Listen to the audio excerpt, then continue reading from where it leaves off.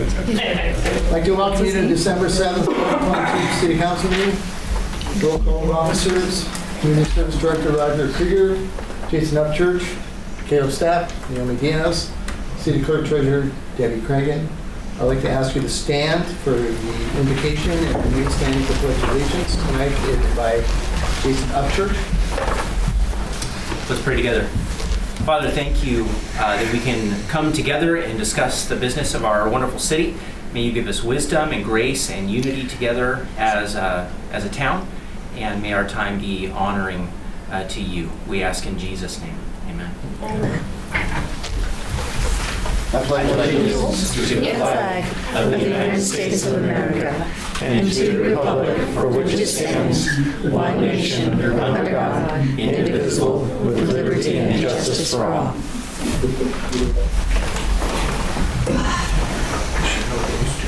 And also we have Dee Cragen and Heather Newsom by phone.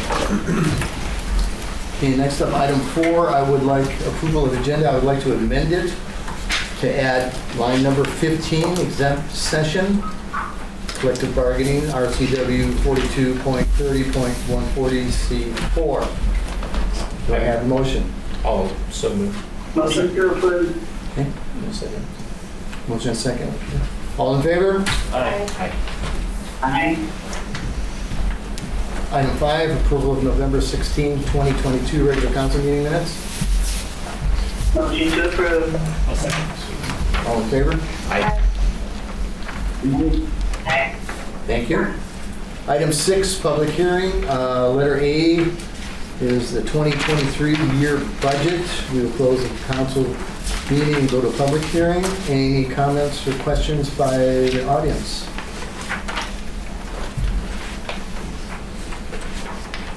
I have a question. Yeah, Tom. All these figures you got for each department, does that take into account all facets of the department for the upcoming year? Well, basically my question is, are salaries factored into these figures? Yes. Yes, that is. And what percent increase are city employees planning on getting this year? Well, that has to be done. That has to be voted out by the council, which would be in exempt session. No. Currently, we're paying 3%. The contract is up December 31st this year, Okay. and they're asking for 3.5%. Isn't the contract tied to the level of inflation? No, It's not.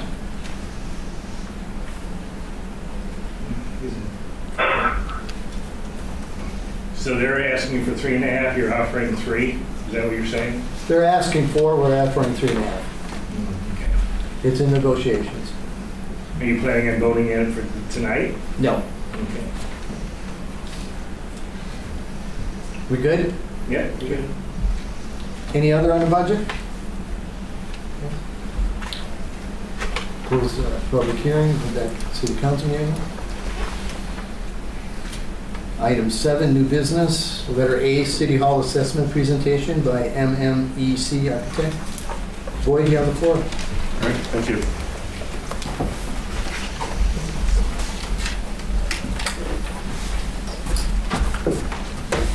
You want to come on too?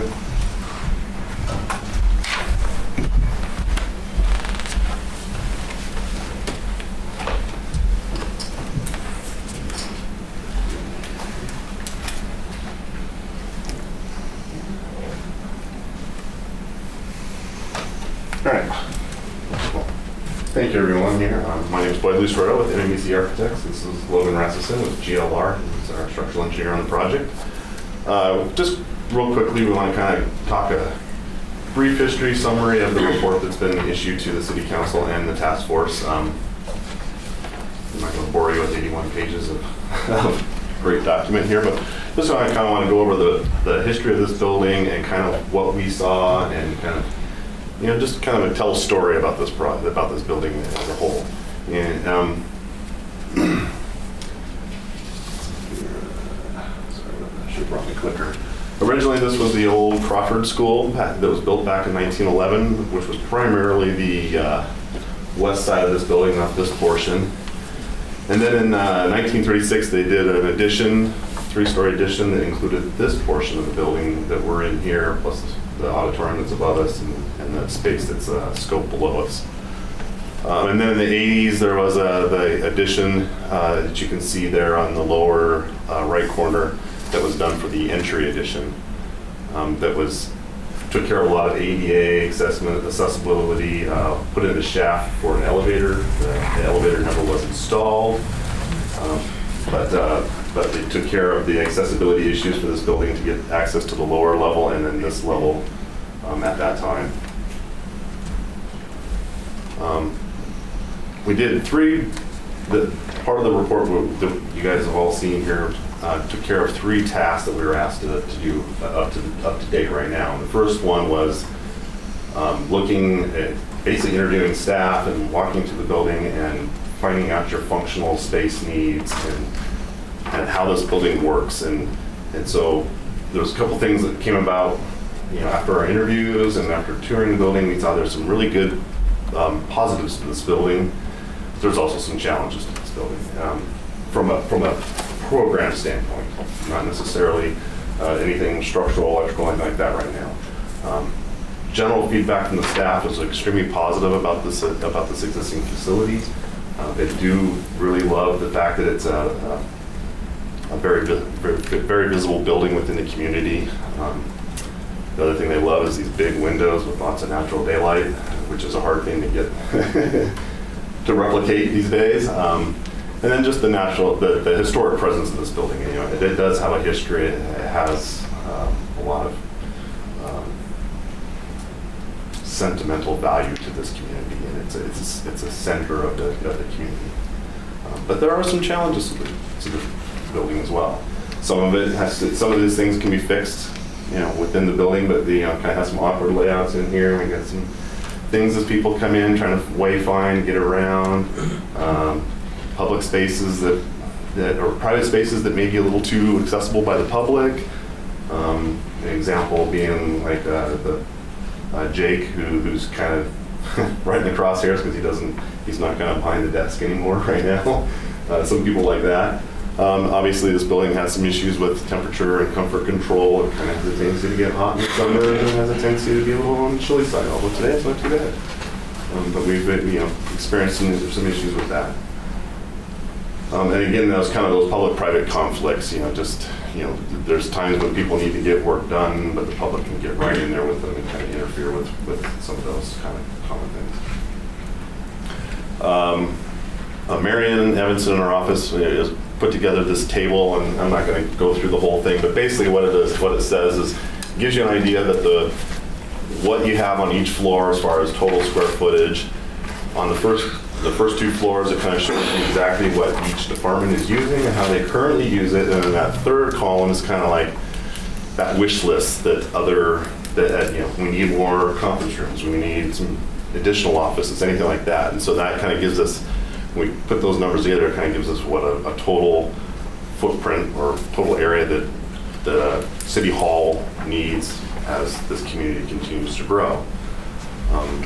So that kind of gives us a program as we move into that next step, which is going to be looking at how can we redesign this building using the existing facility and also looking at potentially a new facility, just to kind of do a comparison and contrast. But how we can make sure this building has enough area inside of it to work out. The next kind of the big task we worked on was then going into the building and really getting into the nuts and bolts. And we started, the one task was to look at building envelope and structural integrity of this building. So the first part I want to just kind of go over is the building envelope. And one thing we noticed going through here is that, there's not much insulation in this building right now. And that is something, as we move forward, anything we do at this building, significant remodel of any type is going to trigger us with the Washington State Energy Code.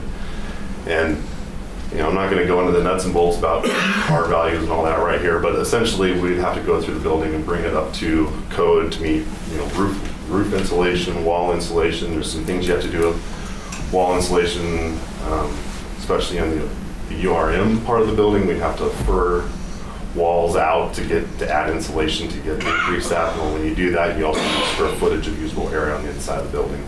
So there's some kind of weird things like that. Windows is I think a big issue here. These windows have been replaced at one point, and they do have double pane glazing, but they still do not meet current energy codes. So that would be a pretty good size expense to be going through, and would have to replace essentially every window in this building to bring them up to code. And then a tricky one that's always hard with older buildings is getting that weather barrier that you have to pass a weather barrier test or air barrier test of leakage. You don't want all your air leaking out of the building.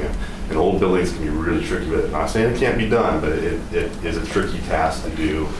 A new building is going to obviously perform better in that just because it's built around that system and built in the right places, where here we're kind of coming in and retrofitting a lot of that stuff.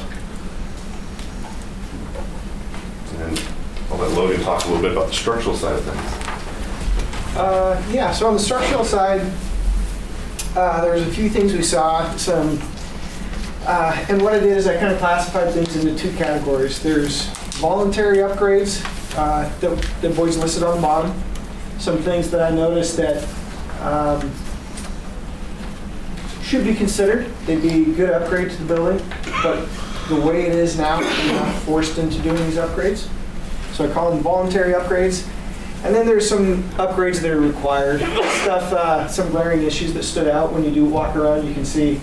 And for instance, what I noticed is, I'm guessing it was the 1980s upgrade. On the main floor, it looks like all the mason had been repointed, like all the mortar joints were fixed.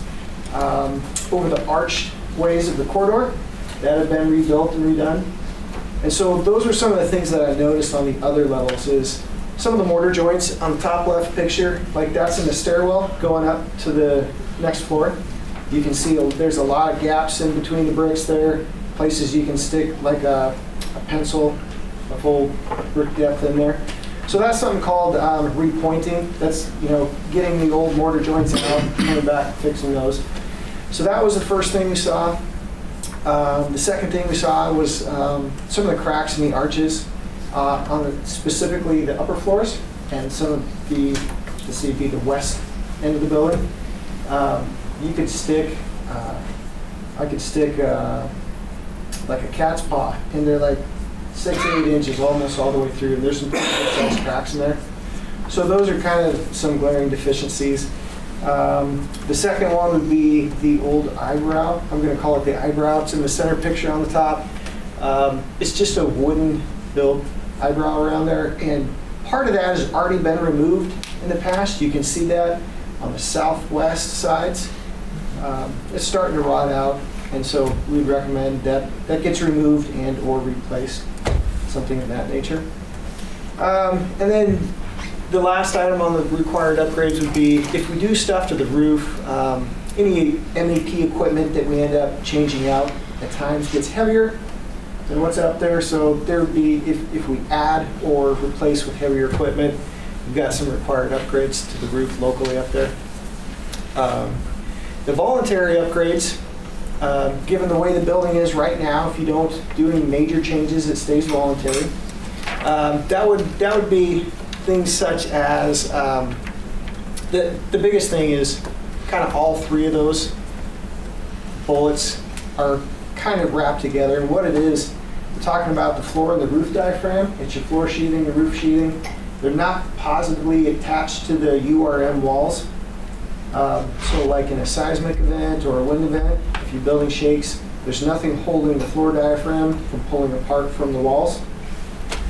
There's just a pocket for the joists in there, and the roof and floor sheeting doesn't have a ledger. It's not connected off with a ledger. That's pretty common in this year of building. It's a common upgrade we've done numerous times in buildings of this era. So that's the biggest issue. It doesn't have the ledgers. It doesn't have, we call it a positive out-of-plane attachment, where you're putting a strap, let's say 4 or 6 feet on center to your floor and roof joist to keep that wall from pulling out. The third bullet is floor sheeting.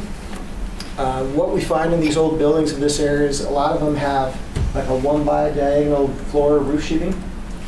This one's no different. That's good for smaller seismic loads, but once you get buildings with bigger footprints such as this, you kind of get to that range where you need an actual floor sheeting, whether it's plywood or OSB. It's not as bad as ripping the whole thing out. What I've done in the past is usually lay down a piece of 1/2-inch plywood over the top and nail it in. You can leave the old plywood on and everything, but it does require pulling up the floor. Floor finishes, right? Just Yeah. floor finishes. Right, floor finishes. And the first two on there, ledgers and the outer plane attachment, most of that could be fixed from below. You might open up a 3 or 4 foot wide strip around the perimeter, so you can do most of that work from below. Yeah. I think that kind of wraps up the structural. For Yeah, that wraps up that section. And then the last part of the report was what we call the non-structural code compliance issues, where we start talking about fire safety, ADA, exit and egress, and then kind of going into mechanical, electrical. Obviously, right now this building is not sprinklered, and it sounds like there's pretty limited on fire alarm and things like that. And so anything we would do in a remodel, especially if we got up to the 3rd floor, we'd need to bring this building up to code on fire sprinkler. I don't think that's a huge deal. We've got a lot of open space, and I think that can be worked in fairly easily. And then, any new building you'd build, you'd also do the same thing. ADA, we do have a few issues here and there. Obviously, you can see a picture of a toilet room there. When that probably was remodeled, that probably met ADA at that time. Now it is deficient, so it'd be recommended to probably bring that up. And you probably could argue that it could be grandfathered in using the existing building code, but as a public building, you want to upgrade it because you got the public coming in here on a regular basis. You have ramps and stuff to take care of these first 2 levels, but if anything was to be done on the 3rd level, we would need to do something, whether it's an elevator. Obviously, we probably don't want to ramp up to that 3rd level, but that needs to be addressed, and that's a pretty big. That one there is probably one of our bigger items to talk about, is the elevator concept, and whether that's using the shaft that's currently there. We did check the size of it. The dimensions are all there to actually fit a small elevator that meets the requirements. We just don't know if we can't verify the bit depth because we couldn't. No one wanted to rappel down the shaft, but we can verify more of that stuff if we wanted to try to reuse the shaft, or we could also look at the option of locating a better location on the building to place the elevator. Exit and egress. One thing, and exit and egress is a little hard to say. Right now it complies.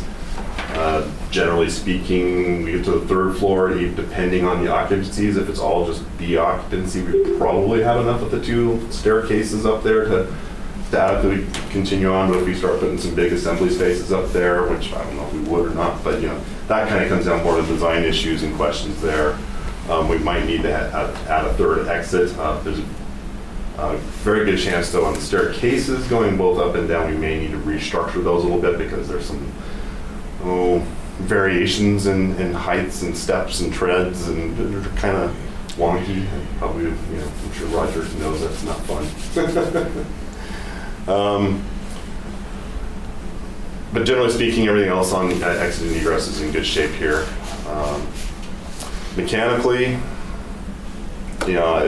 according to the report, the furnaces are at the end of their life, and probably the biggest thing we saw down in the basement that kind of, I think, maybe scared a few of us is the sewage ejector pump to get sewage out of that lower floor. It's getting to the end of its life. It's something that needs to be taken care of sooner than later. Can I pause you on that one? Sure. Because in our meeting, you described what would happen when that fails. Yeah. Could you give us a... Well, not to be graphic, but the basement would flood with unpleasant. I just think that's important. Yes, it is important, and it is an issue that needs to be addressed sooner or later, whether that's in a big full-on remodel or whatever the case is. It's probably something you guys should be thinking about looking at in the near future. You know, the mechanical systems, we have options we can do for this building or a new building. And really, cost-wise, those are pretty much the same either way, because we'll be starting with basically a shell here. Electrically, it's kind of the same issue. The electrical systems are getting old. It's probably it is undersized. I mean, it serves what you guys need to do on 2 floors, but it's undersized. So you probably need a new service. There'll be some new equipment. There is some equipment that's in the building that Kelly, our electrical engineer, said that probably could be reused as some panels for distribution, but there would be large part all new equipment also going in there, same with lighting and things like that to bring up to also energy code. Is there any more? I think that's the end of it. Yeah. So with that, Back up real sure. quick. So on the structural, I just wanted to mention one more thing about the required versus voluntary upgrades. In the report, I kind of summarized, there's a couple of things to pay attention as we move forward in our design. There's a couple of triggers that would cause some of the voluntary upgrades to become required upgrades. So I think that's an important thing for us to watch as we move forward in this study. Some of the alterations you do or additions might kick some of those things into a category to require, kick into required upgrades. So I think that's something worth paying attention to as we move forward. Everything and anything we do on this building would be all kind of dictated by that international existing building code, and there's levels of triggers there. Energy code is probably the most blatant one's going to be anything you do that moves a wall or a door, that's going to trigger you to do the energy code, and it's pretty black and white in the code in Washington. And so that one's probably not one we're ever going to get away from on this building unless we just did carpet and paint, and I think we all want to do something more than just that here. But yeah, there are some other things we'll have to look out for. There's maybe some fire safety things we can get around depending on the level of remodel and things like that. There are some, same thing, just like the structural, we'll have to kind of watch how this progresses and determining what level of alterations you do. Certain things could get triggered. Logan? Yes. Right? In your best estimate, this has been here since the 1900s. What is the longevity of this building today? Do we have 15 years? Do we have 20 years left if we do the voluntary and structural changes? Well, that's hard to say. I've done numerous upgrades on buildings of this area in Spokane area. And we've put a lot of work back into them, similar to the upgrades that I've talked about. And I feel like the bones of the structure are good, right? The big thing to pay attention for is weather issues. Do you have stuff that's rotting? No, we don't. The bones are pretty good. So I think you've got a good longevity of your building if you do a good job, and you do. You probably want to do more than just the voluntary upgrades, but if you're doing if you engage some of those voluntary upgrades, you've got a building that's pretty good structurally. Can you give me a year estimate of what we have left? Or is that It's been here, I'm not going to speak for structure, Yes. but it's been here 110 years, and I see no reason if we do an appropriate remodel that it would be here another 110 years. I think that's a fair estimate. I mean, we got buildings. If you don't have things decaying your structure, such as moisture, Right. and those things, Not which you seeing don't, that. you keep a good job with your building envelope and protect it against those. I think it's really a question of maintenance to your buildings. If you do a good job maintaining the weather, I think they've got a long life to them. And I think your building looks good. It doesn't have a lot of deficiencies in that regard. So, if you do some of these upgrades, I think it's almost... Well, the tuck pointing is a major one. What's that? Tuck pointing is a major one. It is, yeah. The other part of that, remember, is as they do this wall over here and certain spring snow melt events will get moisture inside Right. the building. It And comes down so, through the wall. yeah, it will be something that has to be dealt with on the outside of the building. And so there's more there. The other one we have to be aware of, and I think they've kind of talked about it a little bit, is energy code upgrades, insulation to this ceiling, to the upper story, anything that tries to keep heat in is going to detract from us because that's going to make more snow be held on the ceiling, on the roof, that right now our I can't tell you what the roof's designed for, but the snow melt going away doesn't overload it too bad. So if we add insulation features to it, it's going to bring these structural things in. I mean, I think that's going to be automatic for the roof, for the diaphragm, and any other Logan, part of it. you shared with me that it was actually interesting, because we were kind of concerned about that in that last meeting about adding insulation that might not, right now you melt the snow because there's no insulation. But actually Logan did the calculations and he was... Roger, I think you're right on there. That's generally my findings on these old buildings. It's hard to get the current snow loads to calc out when you run it. I think a lot of these old buildings, I know even like ski resort and stuff, they depend on heat to go through and melt the snow. So when I ran, I couldn't check out everything. There's limited visibility up there in the roof, but looking at the joists, they're pretty common throughout.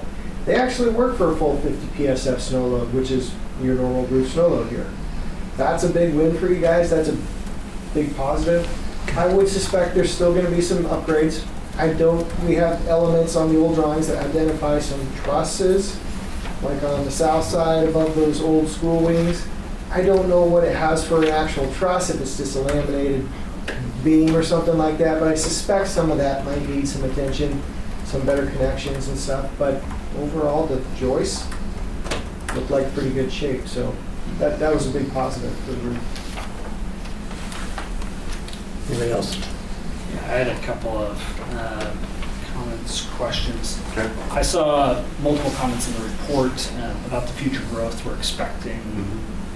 Just with more council members, a possible police department, more staff, more people needing to come in and out of the building as the community grows. Is it fair to summarize this report by saying that at this point, we're not well prepared for that growth? Or do you see our current our current situation being able to just expand? I think it'd be tough to do on these 2 floors. Okay. I think you're getting to the point where you need more area, whether that's the 3rd floor or an addition or whatever that may be. The staff's getting tight, they're cozy. And, without some sort of modifications or moving scope out or something like that, you'd have to make some decisions if you were to just maintain to 2 floors. I also had a question for Logan. There was a phrase, I wasn't sure what it meant. When you were talking about the seismic target building performance levels, you mentioned some permanent drift, and I just wasn't sure. It was, let's see, gravity load-bearing elements function, no out-of-plane failures of walls, some permanent drift. I was curious. So how we consider that is during a seismic event, the building's going to move. Okay. And what you might see is some permanent racking of the buildings. Pretty common statement.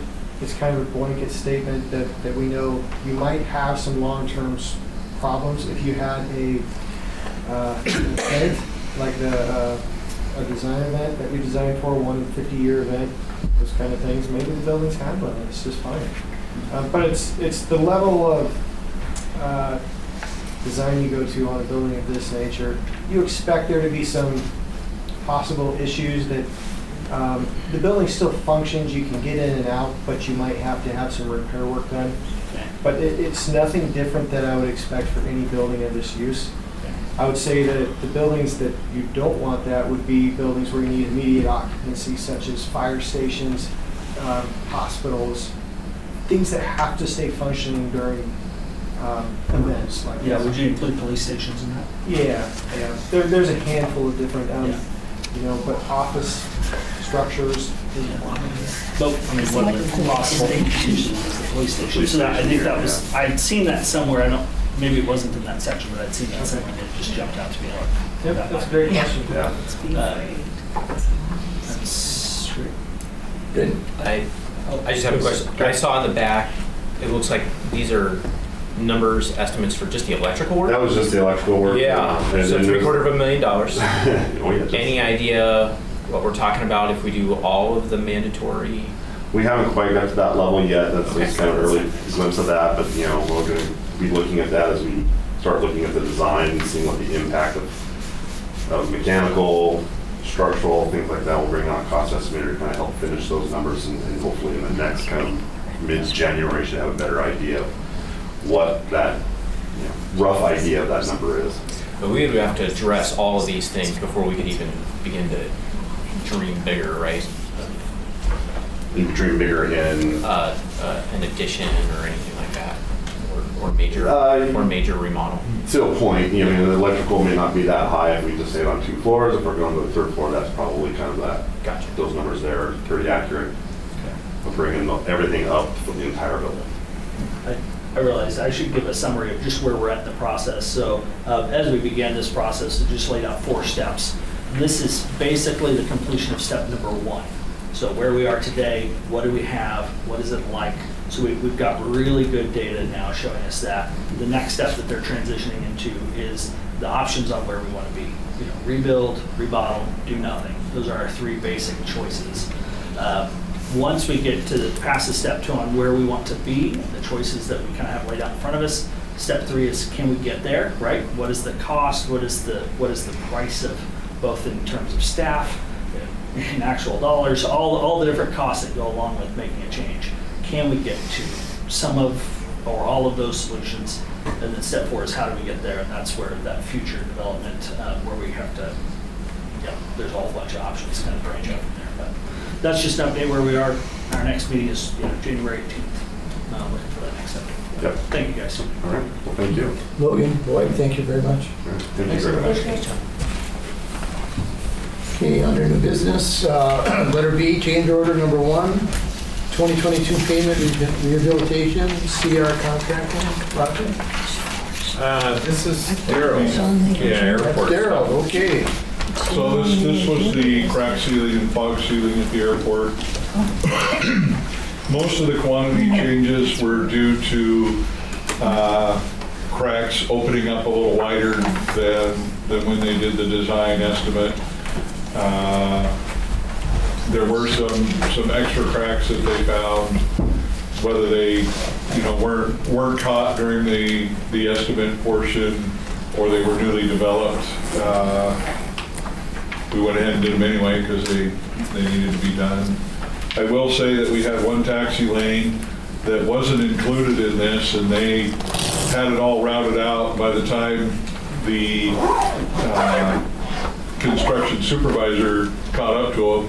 So we basically got one taxiway for free. They had it all routed. They had to fill it. And it was our worst taxi lane that we'd originally slated for some reconstruction work and didn't get the grant approval on. So all in all, it worked out pretty well.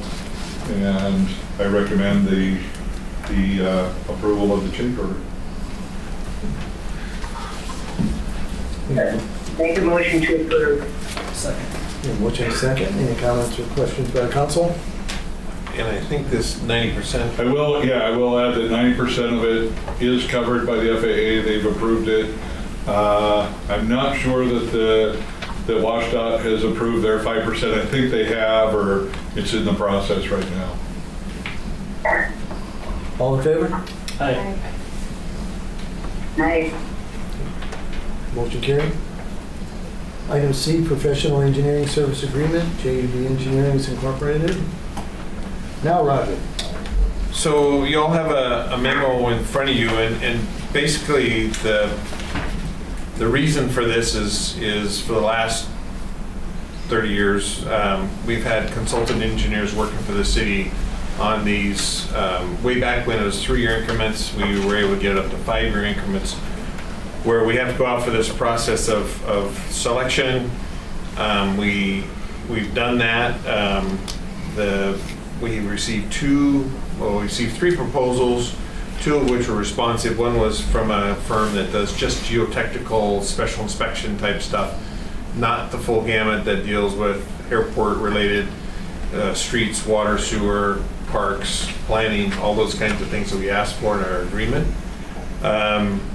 You have a copy of the agreement draft between JUB Engineers and us. They were the proposer that scored the highest again in the rating system. They have been our consulting engineer for the last 2 5-year cycles. So this would be their third one. The mayor, myself, Brad, Daryl, there's 4 of us that did the evaluations on the project app or proposals. And so if there's any questions, I guess we need your approval of this. From this, this is the base agreement that basically gets us locked in. And then from this, we have task orders that we'll bring back and negotiate individually for the federal or grant-funded projects. Or you'll see task orders for subdivision inspections and the series of stuff that gets done. So they act as our city engineer in all these matters and airport. Airport too, yeah. Yeah. I move that we approve it. I second. We have motion and second. Any comments or questions by the council? All in favor? Aye. Motion carried. Aye. Moving on to item 9, ordinances. Letter A, ordinance 2022-1012, 2023 annual city budget, second reading and public input. Do we have any public input on the 23 budget? Tom, you're sleeping. He doesn't know that he's sleeping. You're sleeping, so, okay. We'll move it on to. Yeah, I want to make the motion to waive the third reading. No, we don't want to do it at this time. You don't want to do that? No, not this time. Okay. Well, get rowdy. Okay. So we'll move it on to the third reading. Number 10, consent agenda. Letter A, approval of voucher claim checks number 4741 through 4771, including EFT debits in the amount of $171,167.86 for the second half of November 2022. Item D, approval of payroll checks number 14863 through 14893, including PFML, 941 taxes and health benefits in the amount of $133,622.49 for the month of November 2022. Move we approve the consent. Motion to approve the consent agenda. We have motion and second. All in favor? Aye. Aye. Aye. Motion carried. Item 11, council questions, comments, reports. Dee, we'll start with you. I have nothing. Heather, you're up. Heather? Naomi? Caleb? Nothing for me tonight. You have no time to. Aye. Jason? All time has been ceded to me. 3 things, 2 brief, 1 long. First is about technology. A citizen contacted me today who is on a lung transplant list and cannot be out in public for any reason. She's disappointed we don't have the ability to stream council meetings. I talked with Debbie before the meeting. She said that they are working on options that should be presented to us as a council January, maybe, if not early February. Okay. So we're heading in that direction. So just want to encourage that. Second, it's been brought to my attention by many people that there's something going on with the fire district and the contract between AMR and Deer Park Ambulance and all that. Roger, could you give us just a brief summary of what's going on? Well, this is a little weird that this is a different meeting than my other job. But I know. Basically, there's a discussion of contract items that have been failed to be followed, and the district has worked for the last 1.5 years on trying to get those corrected. And in the world of medical calls, the fire district is a responding agency that goes and renders care. The ambulance service is the taxi, and there's times when the ambulance service hasn't been able to be provided in a timely manner. Different kinds of calls, different reasons, a series of things. I mean, they're a busy agency, and so the district has just looked into portions of the contract that haven't been followed and negotiated with another agency to provide the service so that our members in the fire district all have service you would expect from a need of an aid call and an ambulance transport should it happen to you. So, that's really the bottom line. The district has worked with them for quite some time, and I would encourage anybody to come over and visit with the fire chief and the staff over there to kind of talk through if you have more specifics on some of the other issues that I'm not really in the right spot to talk about, but that's the best thing. But it's basically, it's a contract thing where the commissioners wanted to get better service for the fire district, which is a big area. It's the, Mount Spokane to Stevens County, from Pend Oreille County all the way to Windermere. So, we're trying to make sure we have the best for that area. So, Thank you. The third thing is the Law Enforcement Committee police survey. We wanted to give a summary of that, and so I've got a couple of pages I'm going to hand out to the council and Mayor Tim, and I've got some additional copies if anyone out here would like those as well. Since about February 2022, the Law Enforcement Taskforce has been meeting to determine the level of law enforcement service we think that would be helpful in Deer Park. There have been some members that have come and gone, but mostly it has consisted of myself, Mayor Tim, Jim Scholes, and Scotty Campbell. We attempted in this survey to get a survey out to every household in Deer Park. Normally the surveys that the city sends out go out with the water bill, but there are some downsides of doing it that way, and we wanted to try and get as much feedback from as many households as possible. Full disclosure, we're not professional surveyors, so in retrospect, there are definitely some things that we could have done better. An introductory letter explaining our purpose, we could have worded some of the questions a little better. But in the end of the day, a survey is just that. It's a survey. We're not voting on anything. It's not a technical metric. It's information. So we asked 6 questions on this survey, and the response has been helpful to us. We received back about 425 surveys out of the 1,600-ish. 1,881 would be a lot. Okay, so yeah, and that's probably more surveys than we normally receive back from the water bill surveys. The committee reviewed them. If you guys have questions, I can answer those afterwards, but here are the results. Again, 6 questions. Question number 1, are you generally in favor of having a larger police presence in Deer Park? The result is that 87% of the respondents were in favor of more police presence. So this wasn't even close.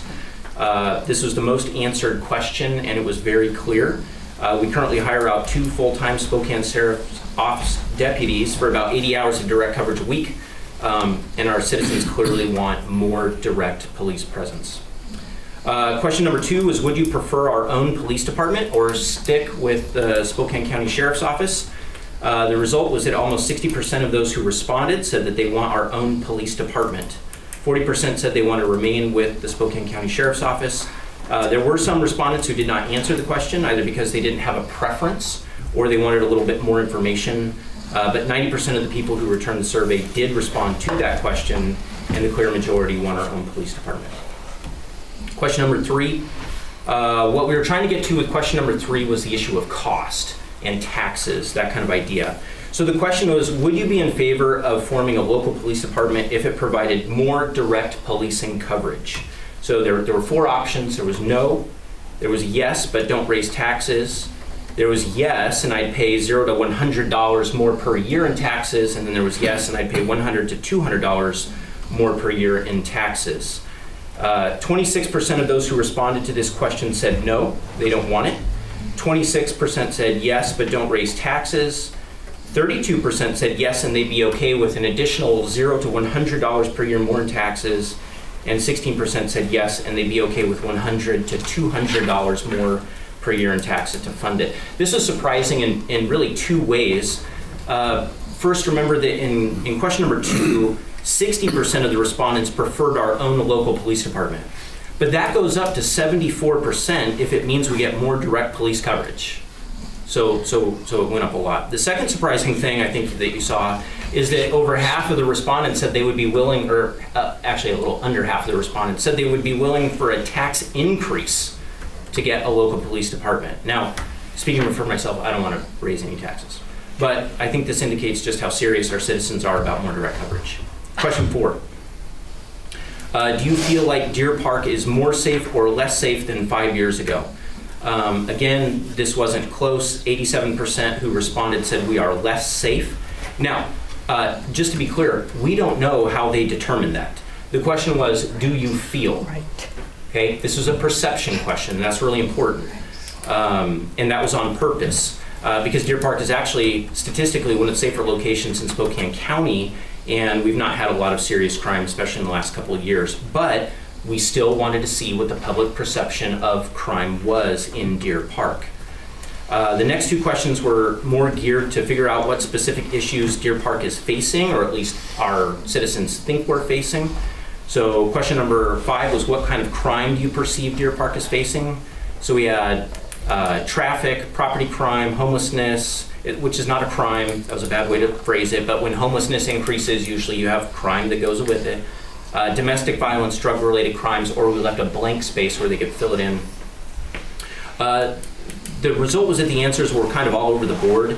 The big takeaway, though, is that the top 3 crimes that people are concerned about are traffic, property crime, and drug crimes. The crimes related to, that might be related to homelessness and domestic violence were actually way down on the list. So people either checked all of the boxes, or they checked traffic, property crimes, or drug crimes the most. That was big.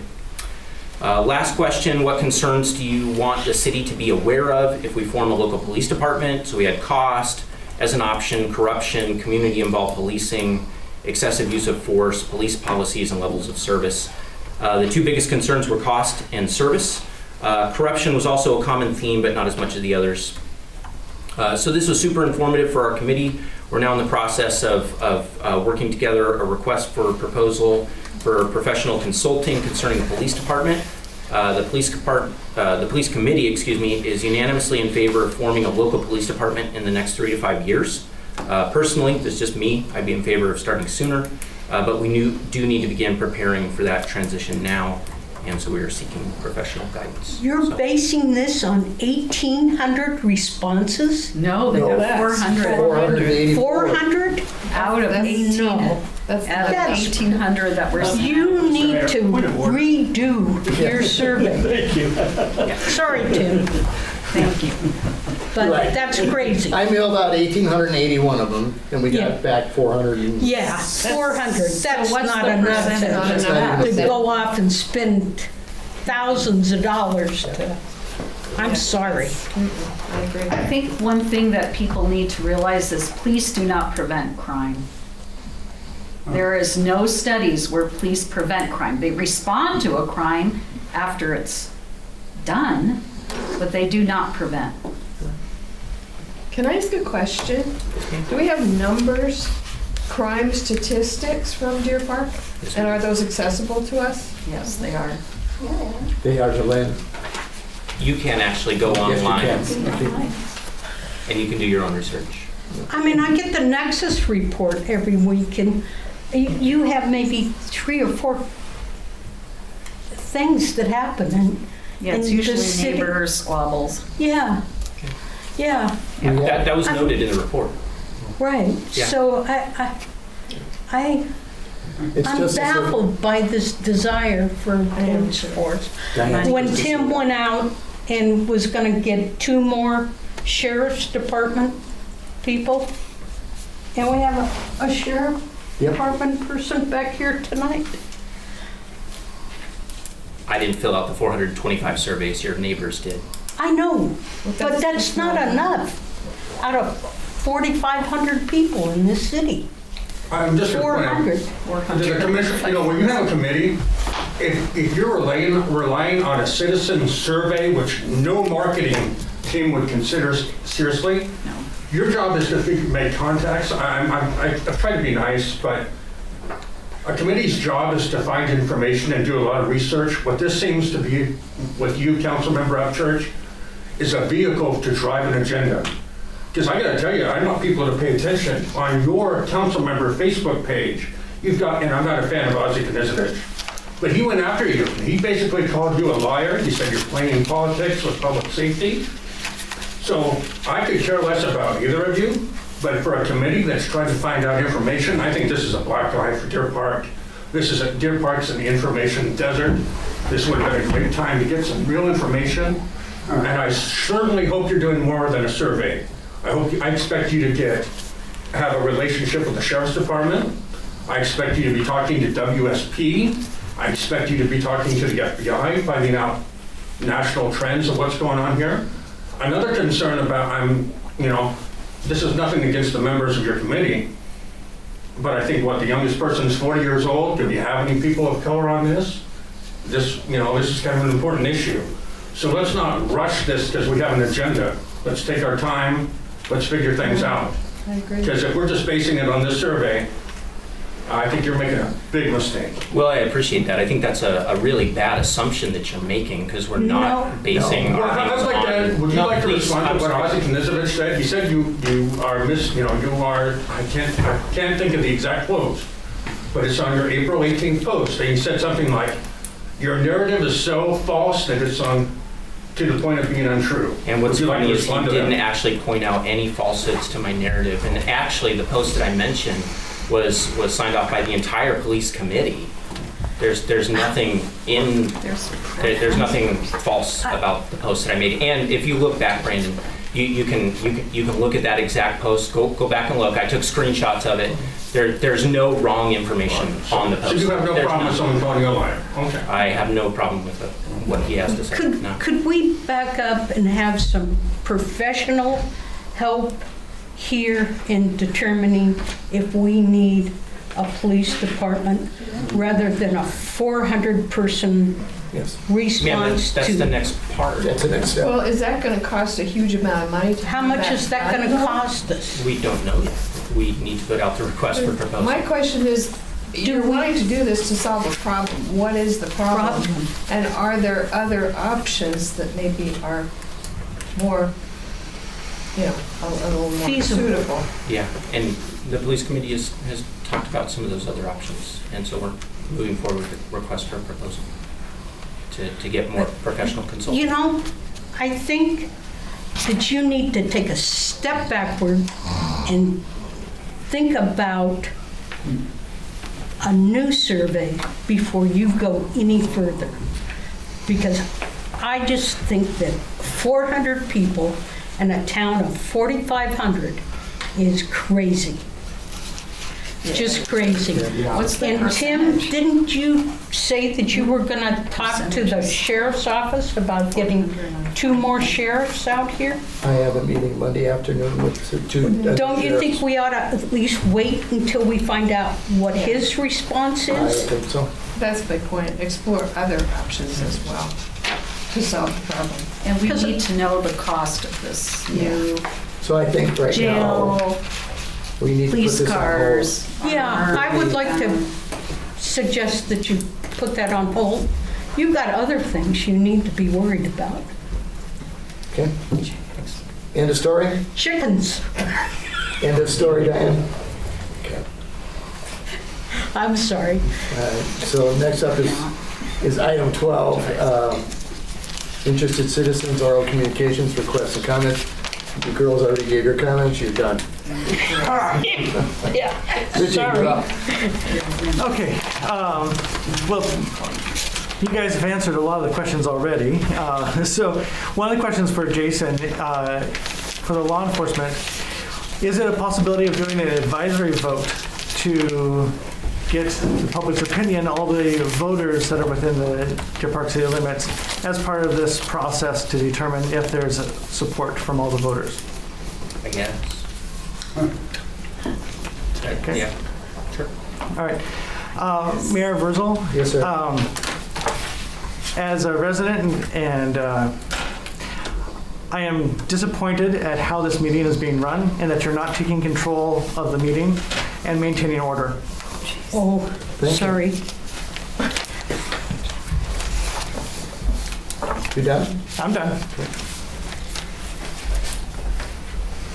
All right, we have no executive session. Number 14 is adjournment. We're adjourned. Yes, oh, Jim, you got it. Yes, you want to reply to Jason's? Yes, I do. Okay, you have one more. Good job. Go ahead. First of all, I never said that I was in favor of our own police department, 3 to 5 years. I said down the road, but we're nowhere near that point. Second, we do have a perception problem. Since 2019, our crime rate in Deer Park has come down every single year. Jason knows that. And also, we do have a perception problem. And that started with the campaign by Jason Upchurch, and then Ricky Scott, and councilman staff saying that we are underprotected, we are not a safe community, we need our own police department. That's how this misperception started. So that's got to be made real clear. But 3 to 5 years, I think that's absolutely absurd to do that now, because under Sheriff-elect, John Knowles has promised us more deputies coming to Deer Park. But that wasn't brought up, and that was said in several committee meetings. Okay? Can I respond to that? Yes. Okay, at our last committee meeting, the entire committee, and I was very careful with the notes that I wrote, the entire committee said 3 to 5 years. So I don't know if you... No, sir. Yeah. The only thing we committed to was to go ahead with Jim, may I respond? hiring a consultant. Jim, let him finish. So... Okay, I'm sorry. Yeah, so there's that. John Knowles has not told our committee, he has not promised our committee any more deputies. So I think he's talked to Mayor Tim personally and privately, but back in March, he specifically said that there would be no more deputies for 12 months. So that's been part of this. So I'm not. Jason, if you would have went. Go ahead. Yeah. So again, I was clear in my report that crime is relatively down in Deer Park. It's good. So I'm not hiding that information at all. We done, Jim? Well, please don't approve. Sure. Okay, thank you. Well, it's further. Okay. All right, we're adjourned.